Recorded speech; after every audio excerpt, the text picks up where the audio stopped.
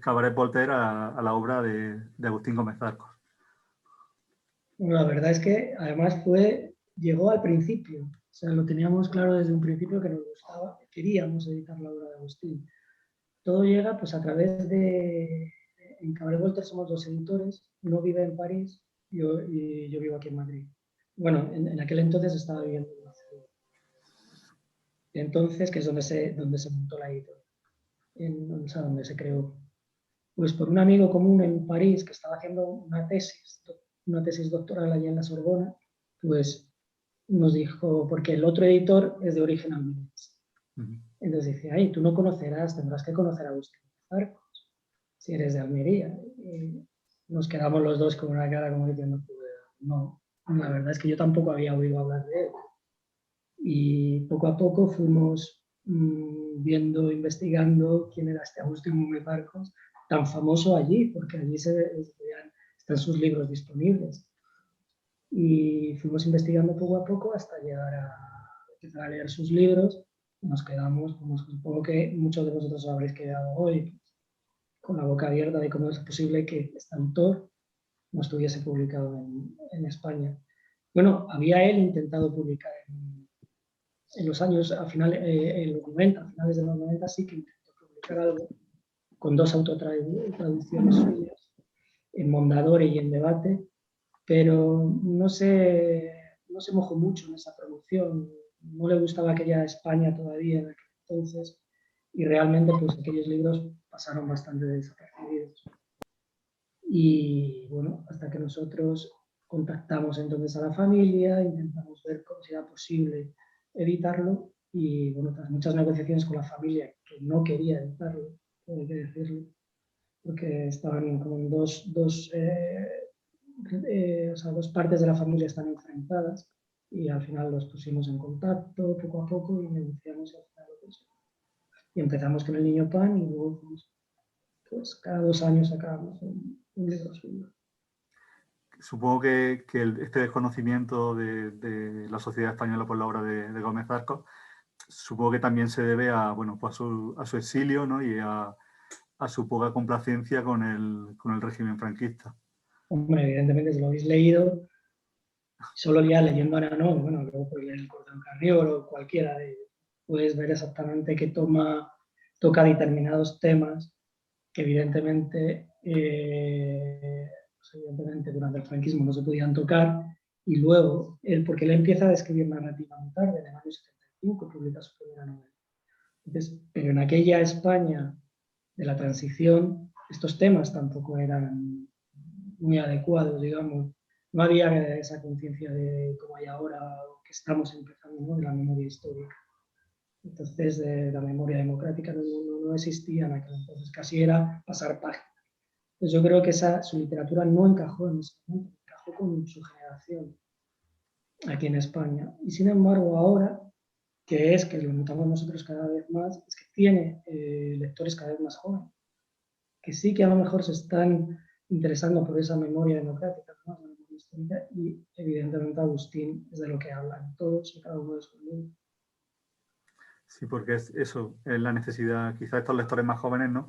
La necesidad de saber qué ocurrió, que, bueno, yo me meto ya no me meto yo en los lectores jóvenes, me meto en la generación anterior. Bueno, pero si eres de una generación posterior, o sea, no es el no, evidentemente. Claro, sí, pero todavía en mi generación existe el velo este boom de querer saber de la memoria histórica ha surgido después. Y quizás, pues lo que tú dices, son las generaciones más jóvenes los que están empezando a reivindicar a Sí, exactamente. Nosotros nos hemos educado en la transición, no nos hemos educado ahora, ¿no? Pero también, bueno, también nuestra generación sí que puede tener esa necesidad de memoria, ¿no? O ahora la estamos viendo, ¿no? Esa necesidad de memoria que tantos problemas trae, además. Tantos problemas trae. Todavía hay muchas cosas de las que habla Agustín que no se pueden, o sea, que cada vez que las tocas crean polémica, ¿no? O sea, que es una herida, o sea, es una cosa que no está cerrada y sigue sin estar cerrada. Luego, a la gente que iba comprando el libro le llamaba la atención que el libro fuera una traducción del francés. No Claro, lo parece.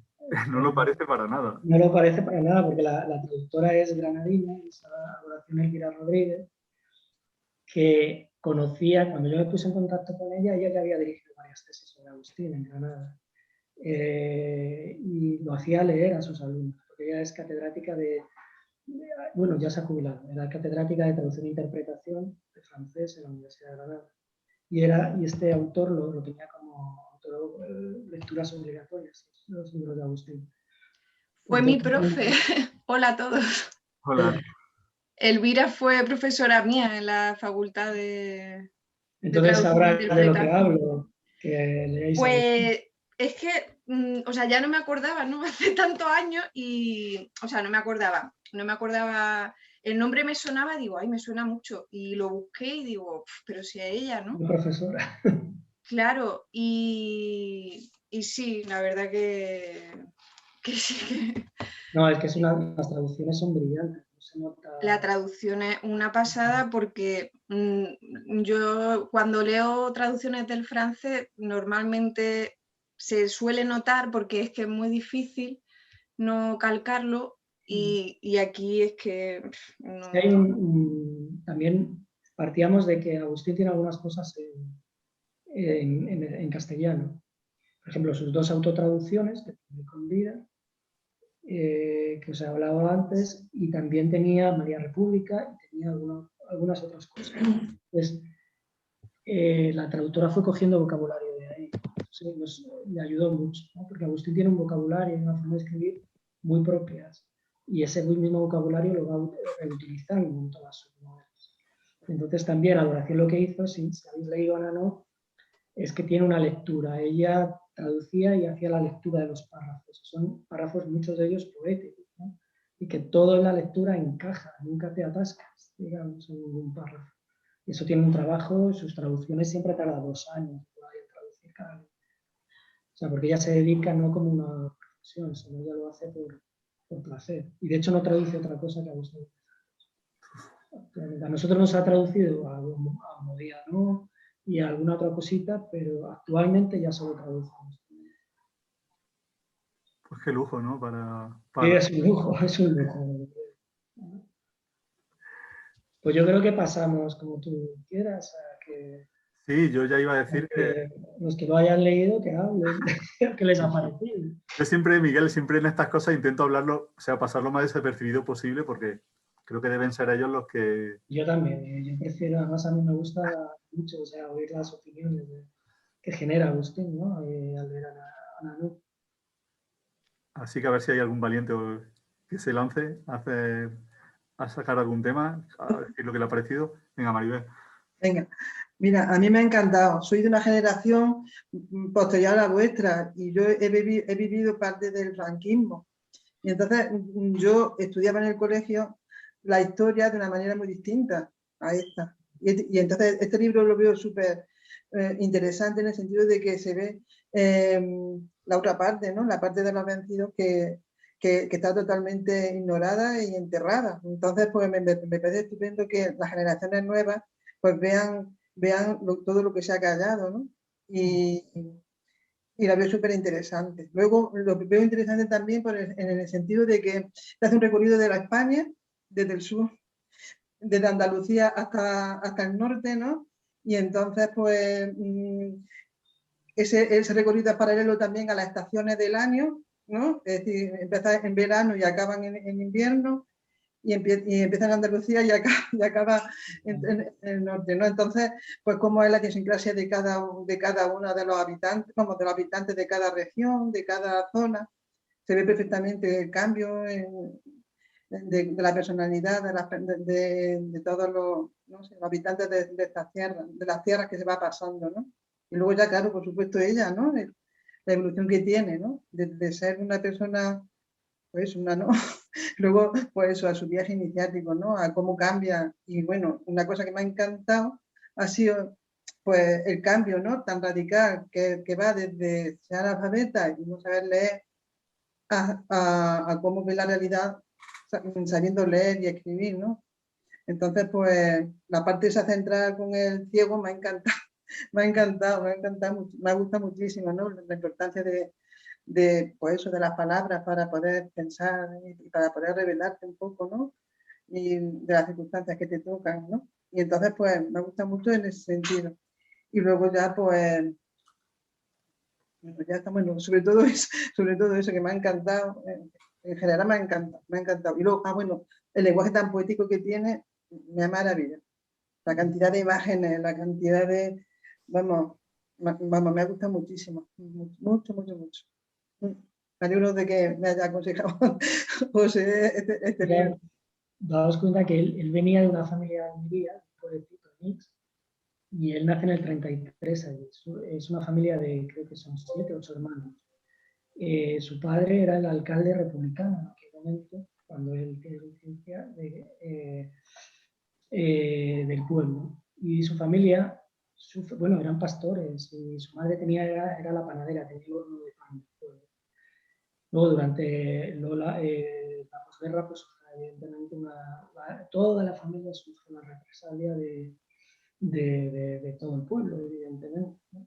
Y tienen 2 de los hermanos o 3 de los hermanos que terminan en campos de concentración en Jaén, en no sé qué minas, unos en Córdoba y otro en Jaén, no me acuerdo muy bien dónde. Y están varios años en trabajo. Luego ya al final, cuando salen, se van a Barcelona. Agustín, mientras tanto, se va con su hermana María a estudiar a Almería, porque era el único que estudió de toda la familia, y tenían todas las esperanzas depositadas en él. Y con Celia Viñas, además, el instituto que actualmente se llama Celia Viñas, ahí en Almería, estudia bachillerato y luego parte con una beca a Barcelona a reunirse con su hermano mayor. Y allí empieza a estudiar Derecho. O sea que el origen o la formación de Agustín es completamente autodidacta, porque luego abandonó Derecho, no siguió estudiando, se dedicó al teatro. Pero venía de una familia muy, muy... O sea, todo su forma de escribir, o sea, todo le nace, yo creo, de su rabia, de su dolor, ¿no? De hecho, España no lo deja nunca en su literatura, siempre le acompaña. Eso es una vida muy dura. Por eso quizá no fue comprendido. Fue comprendido en toda Europa, porque sus libros están traducidos a casi todos los idiomas europeos. Sin embargo, en su propio país, él se sentía incomprendido y rechazado, ¿no? Pilar, tenía en la mano. Sí, que bueno, yo coincido con la compañera que acaba de decir que todo lo que ha dicho, vamos, lo suscribo. Pero hay una cosa que a mí me ha llamado mucho la atención en la novela, y es la construcción que hace del personaje femenino. Y la evolución que tiene, ya no solo como Ana que sabe leer con el pasaje del ciego, yo hablo del personaje femenino y de sus sentimientos, desde que es niña, luego se hace mujer, después esposa, luego madre y luego ciudadana, cuando llega a la República, y incluso le preguntan que qué piensa ella, ¿no? Y eso es algo que ella consigue y luego ¡pum!, termina, se lo arrebatan todo, ¿no? Y entonces, como mujer que siempre estoy buscando personajes femeninos en la literatura para ver modelos y poder sentirme identificada, y hay pocos, porque hay pocos personajes femeninos también construidos por hombres, lo que me hace pensar que Agustín Gómez Arcos tiene que estar en los márgenes, no sé, de la identidad de género o de alguna identidad, no sé, no creo que o tiene una sensibilidad especial para esto, ¿no? Pero me hace sospechar que sí, que él debe estar en los márgenes, que no piensa como un hombre heterosexual de aquella época. No sé, ¿qué pensáis vosotros? ¿Nadie responde? ¿Por qué? Porque Bueno, todos esperan que respondas tú. A ver, Alberto. Yo creo que leyendo El Cordero Carnívoro, no es que él sea el personaje del Cordero Carnívoro, pero ya se puede adivinar que Agustín era homosexual, ¿no? Entonces, parte de eso tiene reflejo también en Ana, ¿no? Como decías. Yo creo que Agustín siempre escribe sobre sus personajes principales en casi todas sus novelas son las mujeres. Yo creo que tampoco tiene mucho que ver, a lo mejor, con su sexualidad, puede que sí. Yo lo veo más porque él pertenece a una España que se estaba modernizando y que se quebró. Él vivió y escribió en Francia muchísimos años. O sea, es que nosotros a lo mejor tenemos otra mentalidad.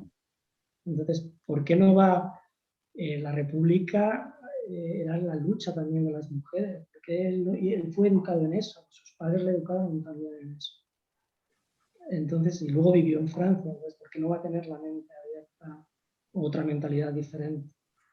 ¿No? Yo creo que la sexualidad no lo tiene por qué marcar exactamente, no tiene que ser, o sea, que escriba bien de mujeres porque es homosexual, no creo que las cosas vayan por ahí, especialmente. De hecho, él en el prólogo de Adoración Elvira, él reconoce que está mucho más interesado en los personajes femeninos de sus novelas que en los masculinos. O sea, que también es una decisión literaria y, bueno, una decisión estética también. Si habéis leído El Cordero, pues el personaje principal es la madre de esos dos niños, brutal, y todos los diálogos que tiene, y de defensa también con la criada, de defensa de los derechos de la mujer y de lo que la mujer la educa. O sea, sus personajes son muy importantes. Tienen una sensibilidad a eso, una modernidad indiscutible. Pero es una modernidad que incluso hoy escuece, ¿eh? O sea, no, sí. No es una modernidad fácil, ¿eh? No. Él se atreve a plantear cosas que todavía no tenemos totalmente asumidas. Claro, bueno, y en el Cordero es completamente un libro, es un libro modernísimo, que es un libro que es su primer libro en francés. O sea, que en realidad lo que llamamos la trilogía de la posguerra son estos tres. Entonces sería El Cordero, María, República, dedicado a su hermana, y los tres libros. Y en los tres, los personajes principales son, bueno, esto es en un convento, ocurre en un convento, esto es en Almería, ocurre en una casa de la que no salen, están prácticamente encerrados el padre, la madre, la criada y los niños. Y luego van a Nova. O sea, su literatura se nota mucho, además, que es autor que fue dramaturgo hasta el año 73, y eso se nota mucho en la forma de escritura, la presentación de los espacios. También es muy cinematográfico, cómo hablan sus personajes. Esto yo creo que se lo dio el teatro, de hecho lo ha dicho muchas veces, que gracias al teatro, para él hacer hablar a sus personajes le parecía muy fácil, cuando para muchos novelistas es quizá la parte más difícil a la hora de enfrentarse a un texto. ¿Hay una adaptación teatral de esta novela? Ya no, de hecho se hizo una ya hace mucho tiempo. Se va a estrenar ahora una en París, creo que pidieron el permiso. Entonces, con la pandemia se habrá tenido que retrasar. Y hay una película también. Sí, de hecho, la película he intentado buscarla. Yo la tengo. Por YouTube y por todas partes, pero no he sido capaz de encontrarla. De hecho, digamos que es como el cine un poco experimental, es como casi teatro. No es una película fácil. De hecho, la portada que elegisteis es un de la película. Fotograma, ¿no? De la película. Bueno, de María República, por ejemplo, se hizo una ópera hace un par de años. O sea que su obra sigue bastante vigente en Francia. Y al final, bueno, los buenos escritores pues sobreviven a todo y al final acaban aflorando, si por ciencia incluso así. Bueno, ¿más preguntas por aquí? Cosas que os hayan gustado de la novela, cosas que os hayan llamado la atención. A ver, algún valiente. Venga, Consuelo. Yo sigo pensando que, a colación de lo que decía Pilar, pues que la mujer en la posguerra, y en la guerra, pues fue la más damnificada y la más callada. Ha sido la más luchadora y, sin embargo, la que se ha, no sé, la que ha sido más ignorada. Porque las mujeres fueron, con la guerra y la dictadura, fueron las que más perdieron, uno de los grupos que más perdieron. La Ana, la protagonista, en teoría es como la generación de mi abuela, ¿no? Y entonces, bueno, de mi madre, ¿no? Y veo cómo mi madre y mi abuela, vamos, y toda la gente que yo he conocido de esa época, todas eran unas sufridoras, unas luchadoras, unas guerreras, unas trabajadoras, que trabajaban en todos los sitios, que tenían un montón de hijos, que tenían y que yo comprendo que este hombre haya escrito de esta manera, ¿no? Esta obra, ¿no? Porque es que la mujer ha sido infravalorada y yo qué sé, veo que es necesario este tipo de libros porque para reivindicar a la mujer, nosotros, yo por ejemplo en mi generación, que hemos tenido la suerte de estudiar y todas esas cosas, y que estamos menos integradas en la sociedad y tener, sufrimos mucho, pero nuestras madres y nuestras abuelas es que eran sufridoras pero a tope, porque moral le quitaban todo lo que tenían, como aquí a Ana, ¿no? Hasta protagonista, le quitaban todo lo que más querían en su vida, la juventud, la alegría, todo, y su hijo y su marido, vamos, que han tenido que salir adelante de la nada, ¿no? Y entonces, pues, no sé, veo que eso es súper oportuno, este tipo de libros, para que la gente sepa valorar a la mujer, ¿no? Consuelo, ¿vas a hacer algo? Bueno, yo iba por otro lado, pero vamos, que me parece muy bien lo que acaba de decir. Yo también veo que yo, por ejemplo, las personas que somos ya de pues 65 años para arriba, yo creo que la realidad es distinta a la de la juventud o de la gente de 40 años que no ha vivido eso. Yo, por ejemplo, en mi infancia, pues recuerdo que estas historias eran conversación común y corriente. Y oías historias de todos los tipos, dependiendo de donde te criases. Porque yo, por ejemplo, vamos, era de Teruel y entonces mi pueblo fue justo un pueblo que fue frontera. O sea, el pueblo de siguiente lo deshabitaron y mitad lo mandaron a un sitio, mitad lo mandaron a otro. Y entonces yo en mi infancia tuvimos la oportunidad de escuchar historias de todas las clases. Yo en ese sentido pienso que el libro me ha encantado, sobre todo por cómo está escrito, por todas las metáforas que tiene, porque le transmite una fuerza a todas las cosas que yo la primera vez que lo leí, porque yo siempre los leo una vez y luego otra vez, el día que leí lo del perro, para mí es que lloré. Yo no sé si porque era ya de noche y de tanto leer te metes tanto en la historia, que yo esa sensación de la despedida del perro con Ana, para mí fue algo traumático dentro de la novela. Y yo a mí una de las cosas que me crea curiosidad es saber si él, porque en el prólogo no habla mal de, a ver, no habla mal de cuanto en España de valores de escritores que hay, que le da un valor a la gente que escribe porque tienen mucha valía. Pero a mí me ha quedado la duda de saber si él en algún momento llegó a volver a España o no. Si su familia quedó alguien en España o si se fueron todos a Francia, como era lo normal en aquella época, según la implicación. Y eso sí que me crea mi curiosidad, saber si él retomó contacto con España o no tuvo ninguno ya. Él, cuando los hermanos ya salen de los campos de trabajo y se instalan en Barcelona, y él termina sus estudios de bachillerato en Almería, es el mayor que consigue trabajo, que le consigue una beca para estudiar Derecho. Y quien unifica a la familia, se trae a los padres de Almería y se juntan todos, o gran parte de la familia, en Barcelona. Agustín empieza a estudiar Derecho y se aficiona por el teatro enseguida.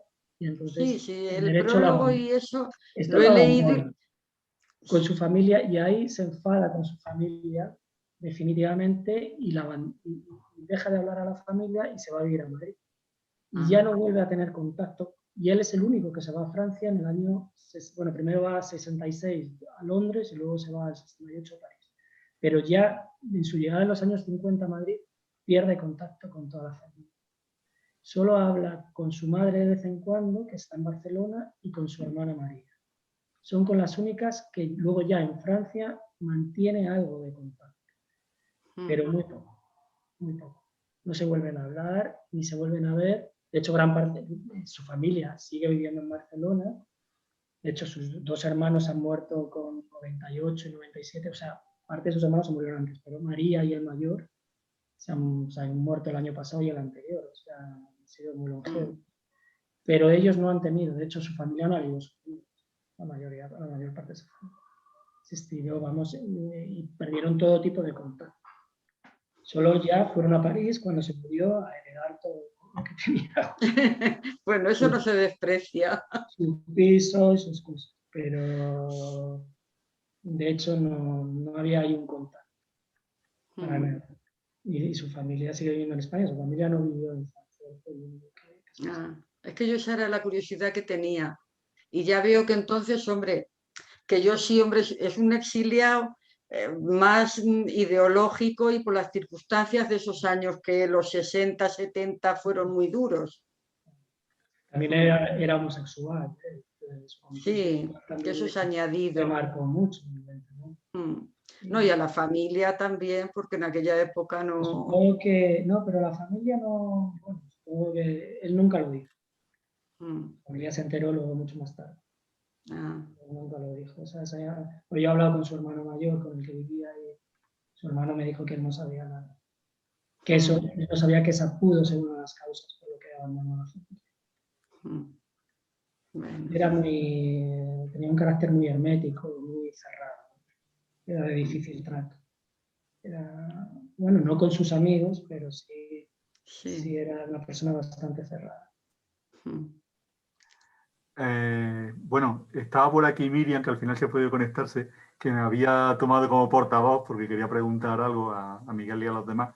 Así que yo, Miriam, te voy a ceder el micrófono, el altavoz, para que preguntes tú. Por los pelos he llegado. Por los pelos, sí. Bueno, yo creo que el papel de la mujer que habéis estado hablando, sobre todo en la posguerra, la mujer republicana, un papel fundamental, es decir, un papel desgarrador, doloroso, más que la mujer del bando nacional, falangista. Entonces, claro, yo en la primera novela que leo así, que tenga un protagonismo tan grande, la mujer republicana, y me ha gustado muchísimo. Lo que sí es que, por ejemplo, me ha parecido como un viaje o un camino hacia la locura.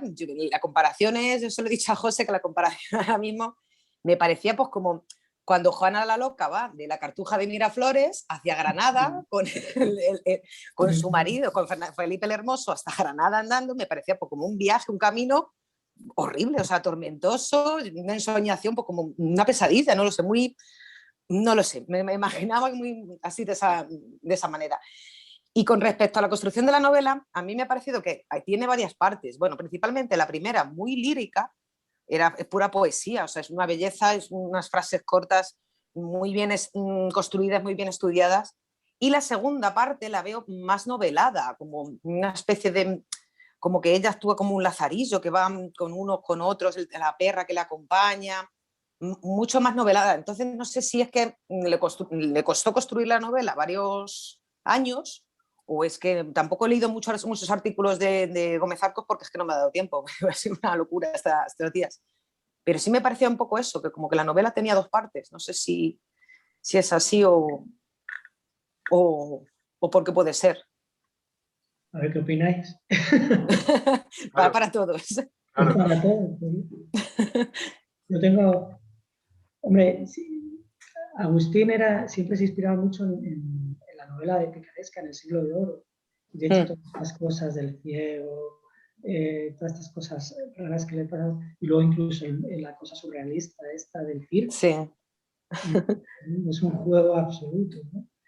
Pero yo creo que está el principio, que es muy poético, y yo creo que el final también, ¿no? Cuando ya llega, el final es desgarrador absolutamente. Y luego lo demás es como un viaje en el que cruza toda la península. Es una locura. Y se ve cómo vive esa España, ¿no? ¿Cómo es esa España de triste, ¿no? Entonces, yo lo veo, no sé, a mí no, la verdad es que no me ha parecido esto que dices tú, tan como que hubiera dos partes. De hecho, os puedo decir que él, los manuscritos, él escribía a mano, en cuadernos de estos Pelican de espiral, así pequeñito, y yo he visto todos los manuscritos y no hay tachones prácticamente. Él escribía de un modo, y luego esto se pasaba, él escribía en francés y luego esto se pasaba a máquinas, se pasaban en la editorial y se hacían pequeñas correcciones. Pero los manuscritos están prácticamente tal cual, con algún tachoncito aquí o esto que me lo llevo de aquí, de aquí de atrás, pero prácticamente la idea está, o sea, la idea ya la tiene en la cabeza. Lo tiene claro. Una posesión, porque si ves de todos sus libros están escritos a mano y en estos cuadernos de espiral. Pues a mí me parece grandioso que no tenga ningún tachón, porque la gramática que tiene es que es purísima, o sea, de una gramática, hombre, también la traducción me ayuda mucho, pero no sé, me parecía... Yo sí destaco las dos partes porque me parece que en una es el monólogo o soliloquio de Ana, y luego ya empieza a introducir diálogos conforme va encontrándose con gente. Digamos que es un poco más novelada la parte, pero claro, todo el libro tan lírico también iba a ser un poco pesado. Entonces, a mí me ha gustado por eso. Es de sus libros más líricos, Ana. Yo creo que... No, y es lo que le da... Es lo que le da la chispa a ese libro, es lo que le da la fuerza y lo bonito del libro, por decirlo así. No sé qué opináis. Yo creo, sin embargo, que tiene tres partes. Una es Ana, antes de la guerra, feliz, muchacha, niña, ¿no? Otra es después de la guerra y otra es el viaje, ¿no? Pienso yo, ¿no? Que ahí se describen a las tres Anas, ¿no? Pienso yo. Bueno, estamos girando en torno al momento este que a mí me ha parecido, creo, por esto de las partes, maravilloso, que el momento este que lees un libro y dices, madre mía, o sea, dejas de leer, que es cuando, y que creo que tiene que ver mucho también con la importancia que se le da a la educación en el libro, ¿no? Al conocimiento, que es el momento en que Ana toma su propia voz y echa por un momento al narrador de la novela, que no sé, la primera vez que tú leíste ese manuscrito, Miguel, y cuando llegaste a ese momento, ¿qué te pareció? Pues fíjate, yo esto tendría que recordarlo, porque son tantos los libros que se hacen que no lo recuerdo exactamente. Tendría que volver a retomar la novela. O sea, sois vosotros que la tenéis recién leídos. Quizá una pregunta más para vosotros, ¿no? ¿Qué habéis sentido cuando habéis llegado? Si habéis sentido algo, que yo creo que sí, ¿no? Porque es un momento increíble de la novela, ¿no? Cuando Ana, pues, ya sabe leer, ya sabe escribir y toma ella misma las riendas de su propia narración y nos cuenta su vida. A ver. Yo quería decir... Eva. Yo quería decir que esa parte justo sí me ha parecido muy emocionante. Cuando el ciego le enseña a leer y escribir, ella... a ver, no es que no fuera consciente. Yo creo que la parte que habla de su niñez, pues de una fuerza... O sea, siendo analfabeta, las mujeres tenían una fuerza en las casas, realmente eran las matriarcas, las dueñas y señoras de la casa.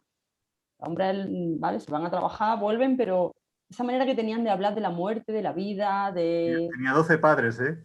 Tenía 12 padres, pero su madre es la que le dice... no sé, la parte esa del árbol, cuánto dura un árbol, el árbol cuando pasan 2 o 3 años es cuando se tala, pero aún así luego se emplea en leña. Es como una sabiduría y como aceptar que la vida y la muerte forman parte de la vida, cuando habla de cómo murieron los padres, de que en la misma cama que murieron los padres durmieron la primera noche con el marido, luego el hijo nació ahí. Ellos tienen una aceptación de esa vida dura con una serenidad y una sabiduría en su analfabetismo admirable. Y luego la guerra acaba con eso, ¿no?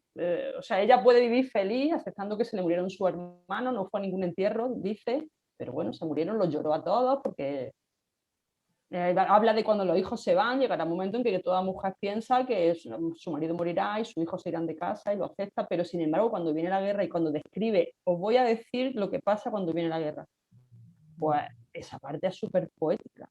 Claro, todo eso lo hace, se supone, después de aprender a leer y a escribir. Todo eso no lo describe después de dejar al ciego, ¿no? Pero qué va, cuando era analfabeta también era sabia, y era una fuerza de la naturaleza. Y luego, lo que hablaba ya antes de las partes, yo cuando empezó la novela, que nunca había leído nada de este hombre, y empieza de viaje, y digo, pero ¿cómo va a durar el libro entero? Esta mujer anciana, ¿de dónde van a sacar chicha, no? Y la parte de la perra que yo me la he saltado, coincido con... Es que no la he leído, he saltado el párrafo, la he intuido lo que iba a pasar y no quiero... Y el ciego también me parece como del Lazarillo de Tormes, obviamente. La parte cuando la invitan a la cena esa de los mendigos, que parece Plácido, de Berlanga, que le dice, me voy a lavar las manos, y dice, no, no, tú sigues con las manos sucias, si te queremos así, sucias, eso es como horroroso, surrealista. Pero a mí lo que más me ha gustado es cuando habla de su vida, de la guerra, de su hijo, de cómo crecieron, de sus 12 padres.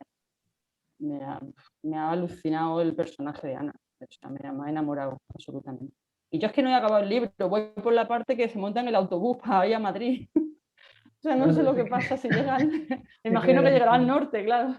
Pero es un libro que tampoco se puede destrozar, ¿no? Porque... bueno, intuye a lo que va a pasar. Ya, pero bueno, lo importante es más que nada, creo yo, el viaje, ¿no? El viaje, claro. Lo que Ana va mostrando en ese viaje, ¿no? Esa España de la posguerra tan triste, tan oscura. Sí, y bueno, pues, el Valle de los Caídos, cuando van al Valle de los Caídos. Su propio viaje interior también. Sí. Pero ese lirismo del comienzo, cuando te cuenta cuando ella se enamora, cuando tiene sus niños, ahí solo ves luz, o sea, sí. el sol, una luminosidad enorme, ¿no? Y de pronto como todo eso cae en un velo negro, sí. y a partir de ahí hay un cambio. Sí, cuando le dice el ciego, puede que en la tierra que estás pisando es donde estén enterrados tus hijos. Sí. Es durísimo. Yo he llorado, se me han soltado lágrimas varias veces. Y luego es el final es tremendo también. El final vuelve al lirismo y... Bueno, y luego todo ese leitmotiv del pan. El pan, bueno, el aceite, anís, no me acuerdo muy bien cómo era, que se va endureciendo, ¿no? Endureciendo es como un hijo, ¿no? Porque lo lleva como un hijo en el vientre, ¿no? El vientre. Y es una novela también muy política, ¿no? Por todo este retrato del franquismo, el acto de exaltación en la plaza de Oriente, ¿no? Que ya luego pues se retira y como que se limpia, ¿no? Estoy intentando no cargarme el libro para Eva, pero bueno, sí. No, ya. Bueno, pero son las cosas absolutamente que pasaban, es cierto, o sea, todo... Igual también tiene unas palabritas para el rey, bueno, para el antiguo, ¿no? Para Juan Carlos I. Rey emérito, sí, sí. El rey emérito. Pero tú has apuntado también otro de los temas de la novela, que es también una historia de amor preciosa, ¿no? Con su marido, lo que tú dices, ¿no? Que hay una luminosidad en esa parte increíble. En cómo ella va contando, pues esa historia con su marido, cómo lo va conociendo, sus encuentros, cómo es su marido. Y esa parte es maravillosa también. Sí, cómo le hace un collar para el primer hijo, luego le hace unos pendientes. Esa parte es preciosa. Cuando se van al Pinar y le dice que le va a comprar un mantón de Manila y que la va a llevar a Tánger, es una historia, es verdad, es una historia de amor muy bonita. Hay una cosa que no habéis comentado y que yo siempre pensé desde la primera vez que leí la novela, es el espacio temporal en el que la sitúa. Porque cuando ella empieza a andar por la vía, ¿qué época diríais que está? Porque parece como los años 50 o algo así. Los años 60, ¿no? Porque dice claro, que 50 años. Claro, pero después llega como a Madrid y ya es casi en los años, principios de los 70. Yo no sé si es cuando está casi Franco ya medio muerto, porque es 80 años ya.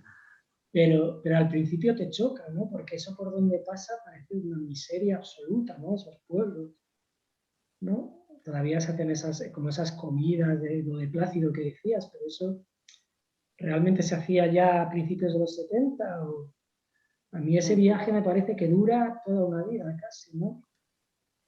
A mí me costaba al final decir, pero ¿en qué año parte de este viaje? Porque si está llegando a Madrid son los principios de los 70, ¿cómo es posible que partamos de...? Es extraño eso. A mí eso me chocó mucho al principio. Sí. No sé Hola. si alguno de vosotros... Es cierto, sí. ¿Quién ha dicho hola? ¿Alberto? Hola, sí, soy Aurelio. Venga, di. Pues nada, yo he tenido un viaje previo al libro porque hace un mes, el boca a boca, me llegó ya el conocimiento de Agustín Gómez a través de un artículo de periódico de Granada.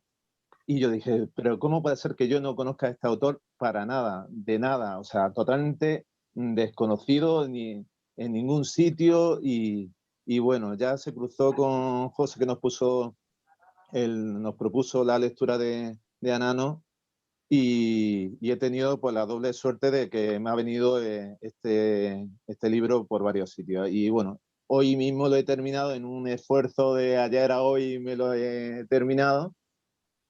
Como le dije a José, me parecía muy poético, lo he disfrutado mucho las imágenes. Personalmente estoy muy sensibilizado sobre el tema, aunque la sociedad en la que vivo no me acompañe mucho sobre el tema de la memoria, porque Agustín Gómez al principio habla de la memoria. Me sorprende que lo hable tan directamente, lo plasma tal cual. Y luego las imágenes del Valle de los Caídos que son tremendas, ¿no? Esas imágenes de la cruz y de los edificios, ¿no? Y tal como ella los describe, ¿no? Lo he disfrutado muchísimo. Y luego pues me ha sorprendido el tema de cuando está en el circo, porque es lo que más me ha parecido que era más estrambótico, más respecto a toda la historia. Pero bueno, también ha tenido su punto y su gracia, y porque ella, con la tragedia, porque como hay tanto dolor en ese libro, porque se transmite el dolor que no han querido ocultar, ¿no? Y bueno, me he emocionado a lo largo del libro, me ha sorprendido, he tenido que leerlo a veces en voz alta y comentárselo a mi pareja, porque me parecía muy egoísta por mi parte no tener, o sea, porque tal como la descripción es tan bonita y tan bella, que yo no pudiera comentarla en público, ¿no? Y entonces, pues las personas que estaban a mi alrededor, pues me han escuchado de vez en cuando, de pronto, en leer algo en voz alta. Y bueno, que hace un descubrimiento. Esperemos que Agustín Gómez Arco se quede un poquito en nuestras vidas, porque tal como vienen los tiempos, no sé si Agustín Gómez va a tener esa oportunidad todavía de que le dejen un poco ese testigo, ¿no? de ese periodo. Y nada, muchísimas gracias. Gracias, Aurelio. Sí, bueno, no sé. La verdad es que yo creo que todavía puede ser una lectura incómoda, ¿no? Estoy pensando en lecturas de... Tú hablabas antes, Miguel, del encuentro que habéis tenido en Sevilla. Y bueno, pues con el clima que hay ahora político, pues ¿no crees que es una lectura especialmente amable para poner, por ejemplo, a los chavales? Sí, de hecho, bueno, hay uno de los libros que tiene, que es este, El Niño Pan. Aquí cuenta, es un libro muy autobiográfico, aquí cuenta toda su infancia en este pueblecito de Almería. Y cuenta el antes de la guerra, el durante y el después de la guerra.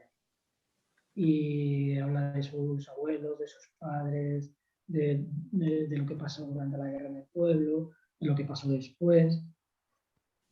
Y este libro lo quisimos hacer lectura en el Instituto Celia Viñas, donde él estudió, en Almería. Y después de solicitar nos solicitaron varios ejemplares para el claustro lo leyese, y la contestación fue no. Este libro no es es un libro en el que el protagonista es un niño. Era una pregunta con trampa porque ya sospechaba un poco la respuesta. Y luego también en su pueblo, a raíz de este libro también, porque claro, nosotros no lo sabíamos, pero no había cambiado ni los motes, ni los apellidos, ni nada de la gente que vive, de las familias. Y entonces, a raíz de la publicación de este libro, que fue el primero que publicamos, además suyo, él tiene en su pueblo, tiene una calle, tiene su casa natal con una placa y el centro de cultura, no sé cómo se llama, el centro cultural lleva su nombre. Pues a raíz de la publicación quisieron quitar el nombre de la calle, quitar el nombre de la casa, la placa, y quitar el nombre del centro. Y tuvo que intervenir la Consejería de Cultura de la Junta para que el alcalde no hiciera eso, porque habían cogido ya firmas, y había salido que sí. O sea que estamos en esa situación. Su literatura, por supuesto, que sigue levantando controversias. Sigue levantando ampollas. ¿Cómo va a levantar? ¿Cómo va a levantar? Y lo que estamos viendo últimamente, pues bueno. Invita a pensar de que, bueno, va a seguir siendo así por un tiempo. Pues no os lo vaya a creer, pero llevamos ya casi una hora. Así que, si hay alguien, creo que Mónica, si quería decir algo. Nada, que es que a mí una de las cosas que más me ha despertado el libro es rabia. Lo leía y es que me da una rabia y una esta, y dices que verdaderamente lo que se había hablado al principio de las cicatrices que no cierran, cuando una cicatriz no se cierra correctamente, es que esta historia, yo qué sé, es normal que dé rabia por un lado, si lo vives desde el bando político cercano al que habla el libro, o el hecho de querer esconderlo y querer taparlo, que es lo que se hace desde otra parte. Y no sé, es que no sé, me ha dado tanta rabia de que esto no se conozca, de que esto no se... Porque sí que algunas de las cosas que cuando la he leído he recordado de cuando mis abuelos me decían, pero eran pequeñas historias que te decían y te las medio escondían y no se hablaban muy cara a cara. Y ver que se desconoce tanto, que no se reivindica todo esto, que no, ya no porque lo viva desde un bando o desde otro, sino que es que sería necesario de verdad que este tipo de historia, que no creo que haya sido, vamos, al principio empieza a decir en el prólogo que era una leyenda que se contaba de una señora y demás, pero no creo que esté tan alejada de lo que realmente pasaba, por lo menos por lo que yo escuchaba de mi abuelo. En algunos casos, sobre todo de las vivencias de personas perdedoras en aquellos años y demás. Me estoy liando, creo que me estoy liando. No, te estamos entendiendo y está bien que un libro pues te provoque eso. No, y además la sensación esa de por desconocimiento o por quizás no levantar ampollas, como habéis dicho, el no querer conocer, el querer tapar y no sé. Por ejemplo, la situación esta que has dicho, Miguel, de lo del instituto, que no quisieran conocer la historia de su pueblo, la vivas desde un punto de vista o la vivas desde otro. Es que me parece tan, no sé, de descuajo y que no sé. No sé cómo lo ves. Es un poco de cobardía, ¿no? O sea, porque es no enfrentarse, los profesores no enfrentarse, porque piensan que esto puede ser un escándalo para determinadas familias, ¿no? Que les lleguen luego los padres al día siguiente. Ya ves tú, y el niño, o sea, este libro es muy duro. No tendrá ni idea Pero el protagonista es un niño, o sea, este libro lo han leído en Barcelona, por ejemplo, se lo han leído en un colegio, y he estado varios años puesto en un colegio. Este libro, El niño pan, también ha sido muchísimos años de lectura obligatoria en los liceos franceses, en Francia. O sea, es que, pues no sé, yo creo que lo que ocurre en España es que nunca no se estudia en los colegios la guerra, no se estudia en los colegios la posguerra. Claro, yo se iba a decir, porque yo, por ejemplo, cuando yo estudiaba historia en el instituto, nosotros hicimos selectividad con Isabel II de cabeza, porque es que la guerra civil nosotros no la dimos en el instituto, claro, yo por leer Ángel Viñas y determinados historiadores, pero es que en mi instituto hace 20 años no daban la guerra civil, o sea, no sé, ahora imagino que será peor. Yo tampoco. Será peor. Yo por lo menos que lo recuerdo, además de selectividad, me tocó el franquismo y demás, y es que te lo contaban de una forma tan aséptica y tan... que en realidad no despertaba ninguna...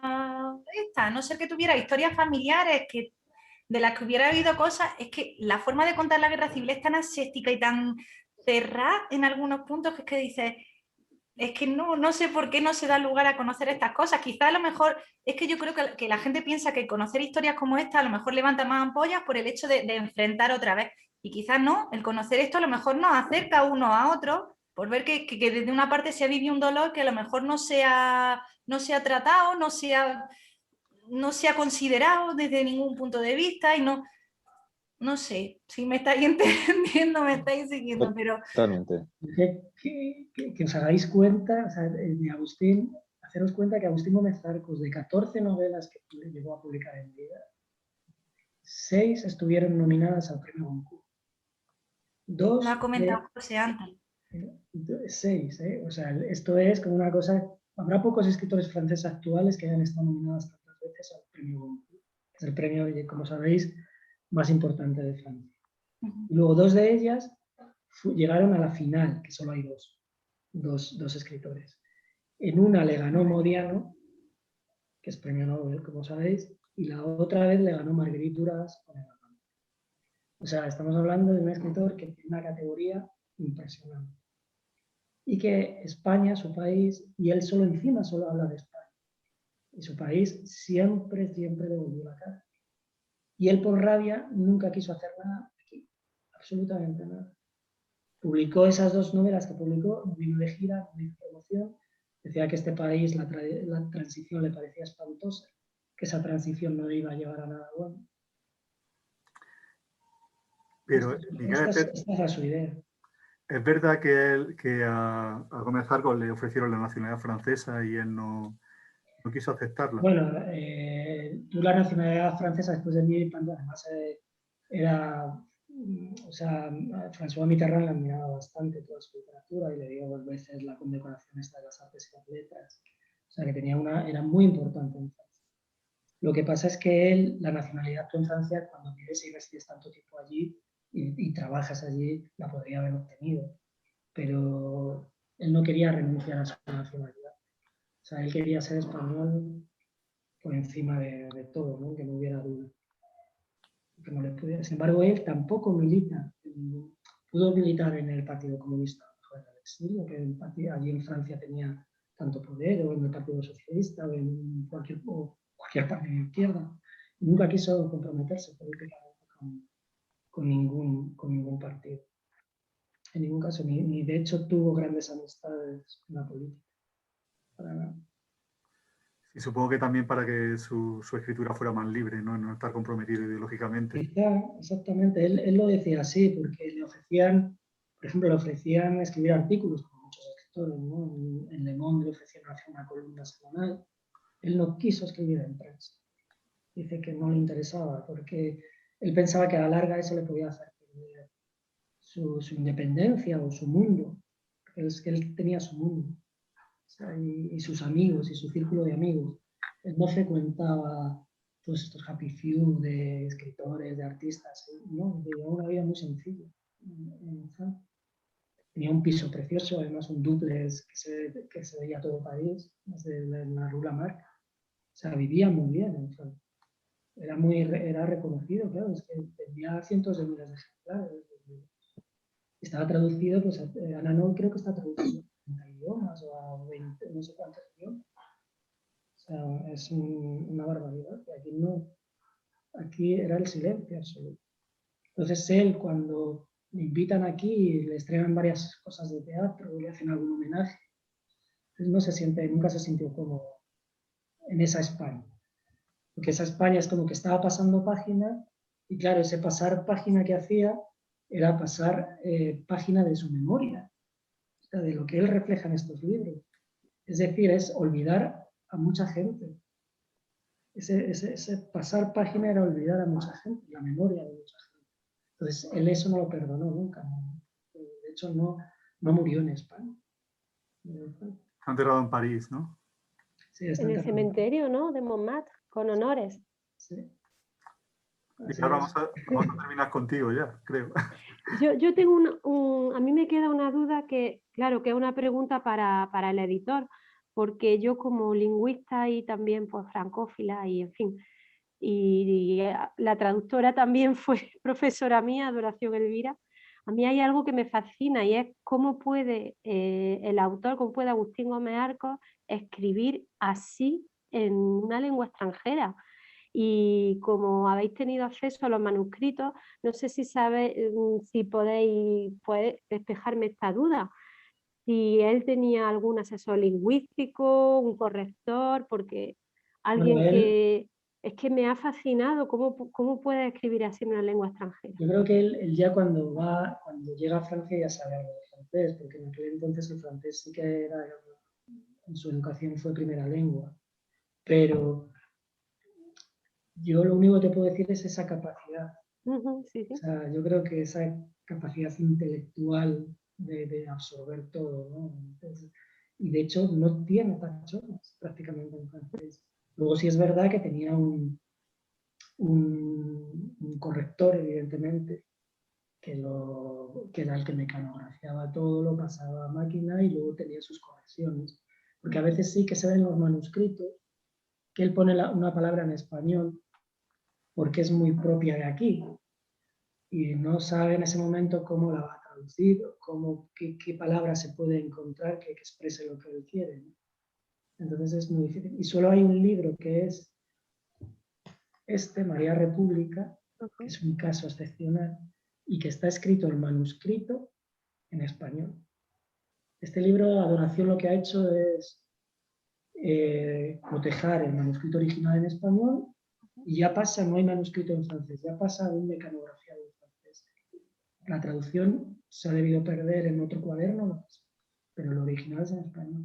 Entonces ahí se ve la riqueza del vocabulario y luego la traducción. O sea, es una cosa muy interesante, de hecho hay muchas interesantísimo, muchas vamos, desde el tesis punto de doctorales vista comparando todo.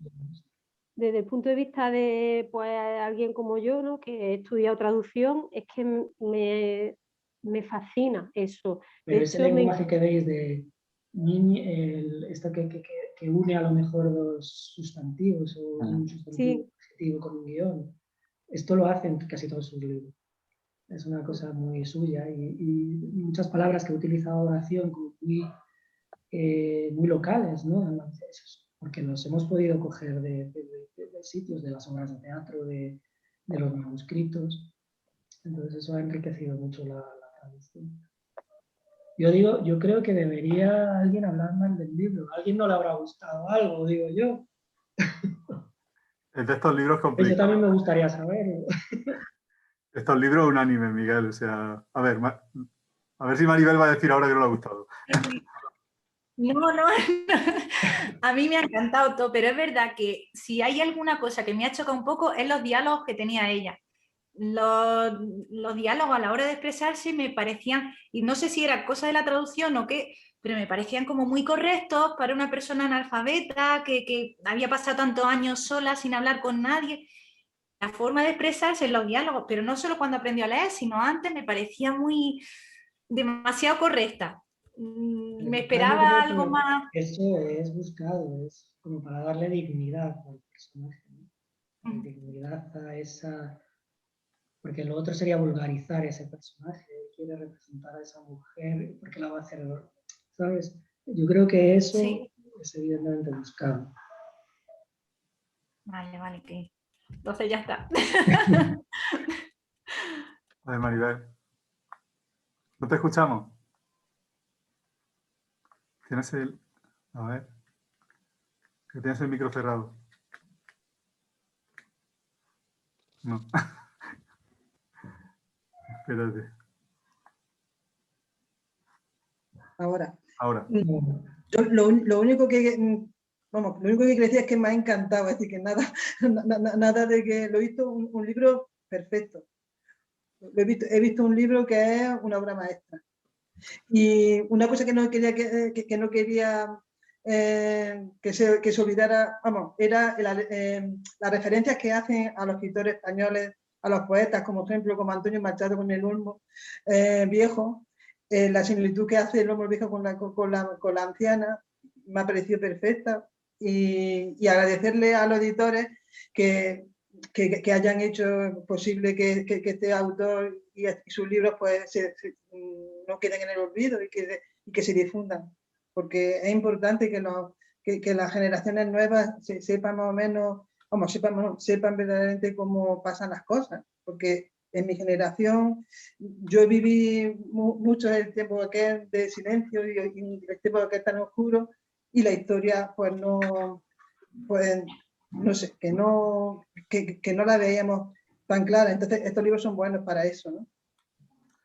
Bueno, pues cerramos aquí, aunque Gómez Zarcos y Ana no daría para seguir hablando mucho más. Ahora lo que tenéis que hacer es venir por aquí y seguir leyendo a Gómez Zarcos y seguir leyendo a Cabarés, que yo estoy súper contento porque es una editorial que aquí la gente nos encanta y teníamos muchas ganas de hacer algo con ellos, y que además tiene un catálogo impresionante que, bueno, cuando vengáis otra vez por aquí, pues que echéis un vistacillo y curiosidéis. Y nada, Miguel, pues muchísimas gracias. Y yo a lo mejor disculpadme por si he hablado demasiado. No, para nada. Y os he dejado hablar. Lo único que te iba a decir es que a ver si la próxima vez puede ser presencial y dejarnos ya de pantallas, a ver si el bicho nos da tregua. Y nada, la próxima visita pues que sea una visita presencial. Lo prometo. Y nada, momento publicidad. El próximo libro del club es Geografía de la Oscuridad, de Katia Dawi, que es un libro de relatos de páginas de fútbol, una escritora peruana, que es una reflexión sobre la paternidad que acaba de salir, pero ya lo tenéis en la página web, y es para el jueves 10 de junio a las 8 de la tarde, o sea, un mes enterito para leer este libro, no os quejaréis. Nada, muchísimas gracias a todos y bueno, nos vemos leyendo. Vale, muchas gracias. Gracias. Muchas gracias. Gracias. Gracias a vosotros. Gracias. Hasta luego.